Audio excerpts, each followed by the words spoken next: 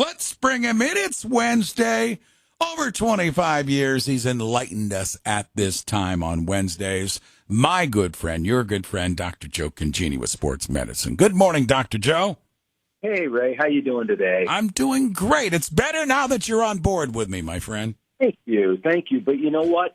Sometimes we have, good news on the sports medicine team to talk about, and other times we have things that aren't as much fun. And when it comes to our local team and local basketball team particularly, they're at a real critical time in the season.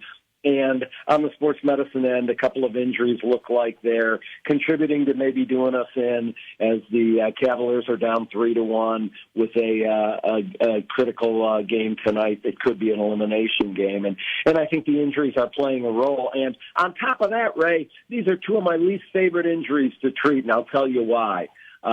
As we kind of struggle through. The Jared Allen injury's been a couple of weeks now, and I know it's very frustrating for fans. It's a very frustrating thing to treat for sports medicine team as well.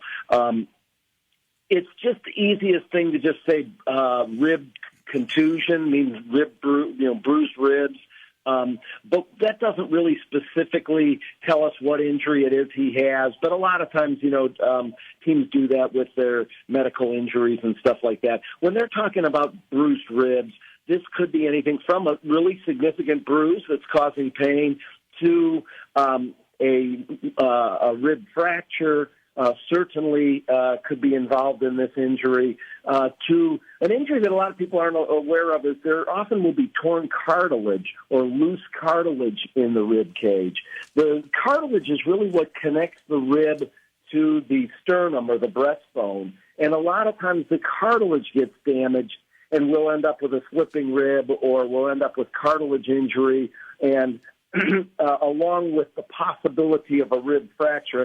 And two of the reasons really why these are so tough is number one, they're just very painful. We just don't like to see our athletes in pain.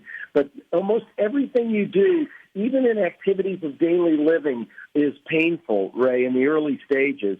And so positions that you move into, certainly if you're increasing your activity and trying to walk fast, to jog, to run, to get back to sports, everything you do involves deep breathing and the movement of that rib cage, and it's a really very painful injury. And so it's hard to get people back to running and back to sport, and it's very frustrating for that reason. Number two, there's not a lot of great options to speed up the healing. You know how we are in sports medicine. We want to jump in there with some rehab. We want to jump in there with some treatment options that are going to speed up getting these athletes back on the court, especially at a critical time of the year like Jared Allen's in right now. But really, a lot of pain medicines and ice, rest early on. These athletes, they sit more in an upright position, than laying down can be painful.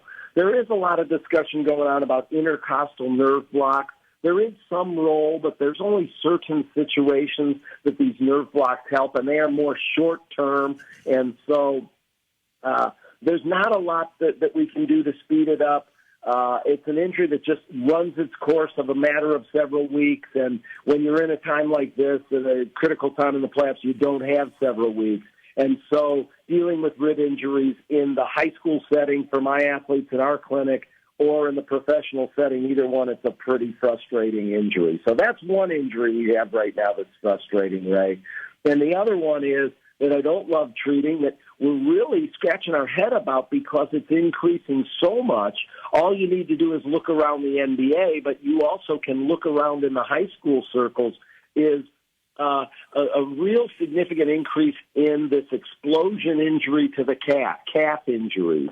And I mean, oh my gosh, some of our very best athletes around the country. So, of course, here at home, the loss of Donovan Mitchell when he was just playing at just such a high level. But Jamal Murray, who's one of the great players for the, for Denver, Giannis Antetokounmpo is out for the rest of the year, and his team is done. I mean, we just look back even to football season when the, fantastic quarterback Joe Burrow struggled so much with the calf injury. And again, it's a frustrating thing. We think that sometimes it kind of starts with a injury. You and I had this talk before. with problems in the left leg, and then it kind of progresses to it being a calf injury where we just don't have the explosion in that muscle. And the problem is it's really hard to assess when they're going to be ready. And so even MRI or any great testing we have are not that helpful. It's really protocols of trying to get people back to walking, jogging, running, sprinting, cutting, and jumping. And we really don't know when that occurs. And a lot of times it takes longer than we would wish it would occur. You know, it doesn't really make sense in the Donovan Mitchell thing because he had the left leg issues in February, Ray. You might remember he missed 15 of the first 20 games after the All-Star break with a left quad and then a left knee. And so people are kind of comparing it to that. But he's been in one of the most incredible streaks of his career, 35 points per game in the last 6 games before he had the calf injury recently. So that injury is really hard to treat and unfortunately is going to be one, I think, hard to get him back out there to a high level.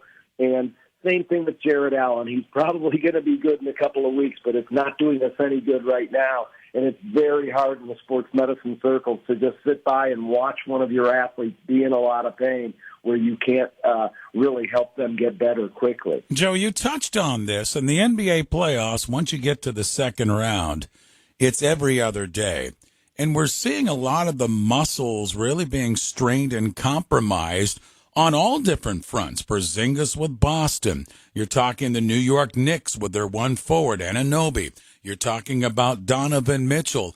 Is this something maybe the NBA needs to look at for more rest when we talk about these muscle strains and such? Is this general wear and tear with these guys going up the court 46 to 48 minutes because they shorten their benches in the playoff season and then they got to turn around 24 hours later and do it again?